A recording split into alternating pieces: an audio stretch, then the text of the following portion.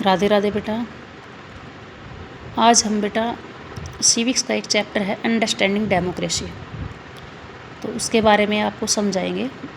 यहाँ बेटा एक पॉलिटिकल फिलोसफर हैं जिनका नाम है रेनहोल्ड नेबूहर। इन्होंने जैसे एक स्टेटमेंट के साथ बेटा इस चैप्टर की शुरुआत की है, तो इस स्टेटमेंट को हमें समझना है पहले कि man's capacity for justice makes democracy possible and man's capacity for injustice makes democracy necessary. It means बेटा अगर ह्यूमन बीइंग है ना, वो अपने एक्ट को फेयरली कर रहे हैं तो डेमोक्रेसी पॉसिबल है। अगर ह्यूमन बीइंग एक्ट को अनफेयरली कर रहा है तो वहाँ डेमोक्रेसी नेसेसरी है बेटा। उनकी अपनी पावर का जो मिस यूज़ कर रहे हैं उसको रोकने के लिए। जैसे मैं आपको एक एग्जाम्पल के थ्रू समझाती हूँ इसमें। जैसे अगर मान लो किसी कंट्री में जो वहाँ की गवर्नमेंट है या जो भी ह्यूमन बीइंग है वो अगर फेयरली एक्ट कर रहे हैं, मतलब सभी के साथ इक्वलिटी शो कर रहे हैं, सभी को फ्रीडम मिली हुई है, सभी को इक्वल अपॉर्चुनिटी दी जा रही हैं, तो मतलब वहाँ डेमोक्रेसी पॉसिबल है। ठीक है। जैसे मान लो डिक्टेटरशिप है, डिक्टेटरशिप में एक पर्सन तानाशाह होता है बेटा, वो अपनी मर्जी चलाता है। जैसे जर्मनी में हिटलर था, वो डिक्टेटर बन गया था बेटा, इलेक्शंस के थ्रू ही वो मतलब इलेक्ट होके आया था, बट बाद में वो अपने चलाने लग गया था और वो पर्टिकुलर एक कम्युनिटी को के साथ अच्छा बिहेव करता था, तो अदर्स के जो दूसरी कम्युनिटीज़ थी उनके साथ वो मिसबिहेव करता था या उनको मतलब वो किल करवा देता था बेटा, मरवा देता था। ठीक है।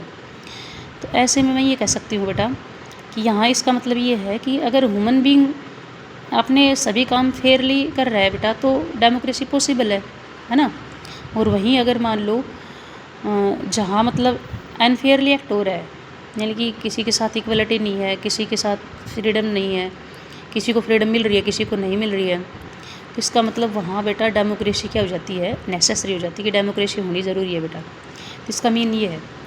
तो यहाँ बेटा पॉपुलरिटी ऑफ डेमोक्रेसी, तो डेमोक्रेसी आज के टाइम में इतनी पॉपुलर क्यों है बेटा। आज के टाइम में आप देखोगे डेमोक्रेसी वर्ल्ड की मोस्ट यानी कि widely accepted form of government है, यानी कि वर्ल्ड में सबसे ज़्यादा जो परफॉर्म की जाती है वो डेमोक्रेसी की जाती है। तो ऐसा क्यों बेटा, पहले इसके समझने से पहले हमें ये समझना होगा बेटा कि डेमोक्रेसी को ज़्यादा परफॉर्म क्यों किया जाता है। तो इसमें दो चीज़ें हैं बेटा, एक तो सबसे पहले हमें डेमोक्रेसी का मीनिंग समझना होगा, और दूसरा आज की जो मॉडर्न सोसाइटी है ये भी एग्जामाइन करना होगा कि आज के मॉडर्न सोसाइटी में जो डेमोक्रेटिक फॉर्म ऑफ गवर्नमेंट है वो सही है या नहीं है। ठीक है। इस तरीके से सबसे पहले हमें पढ़ना बेटा ओरिजिन ऑफ वर्ड डेमोक्रेसी, यानी कि डेमोक्रेसी जो वर्ड है उसका ओरिजिन कहाँ से हुआ। तो ये इसका ओरिजिनेट बेटा ग्रीक देश है यूरोप में, वहाँ की एक सिटी है एथेंस, 5th सेंचुरी BCE में वहीं से डेमोक्रेसी की शुरुआत हुई बेटा। तो इट मीन्स मतलब क्या था बेटा, जैसे पहले मोनार्की वगैरह होती थी या डिक्टेटरशिप होती थी, तो वो जब भी डिसीज़न लेते थे तो मोनार्की में पर्टिकुलर राजा डिसीज़न लेता था, डिक्टेटरशिप में पर्टिकुलर वहाँ की जिस एरिया में जैसे राजा रूल कर रहा है तो उस एम्पायर का डिसीज़न कौन लेता था, राजा लेता था। जिस कंट्री में डिक्टेटर रूल कर रहा है तो उस कंट्री के डिसीज़न कौन लेता था, वो पर्टिकुलर वो एक डिक्टेटर पर्सन होता था, वो डिसीज़न लेता था। तो यहाँ जो एथेंस जो सिटी थी, यहाँ सबसे पहली बार जो डिसीज़न लिया था बेटा वहाँ की जनता ने लिया था। ठीक है। तो इस तरह से मैं ये कह सकती हूँ कि एथेंस में अर्लीस्ट फॉर्म ऑफ डेमोक्रेसी की शुरुआत हुई थी।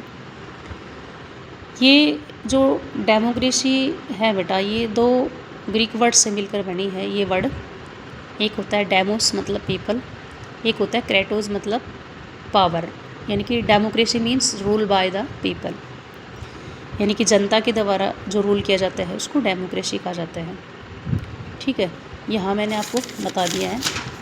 अब नेक्स्ट पेज पे बेटा आपको करना है जो एथेंस जो सिटी थी वहाँ की जो डेमोक्रेसी परफॉर्म की गई थी बेटा स्टार्टिंग में, तो उसके कुछ की फीचर्स बताने आपको।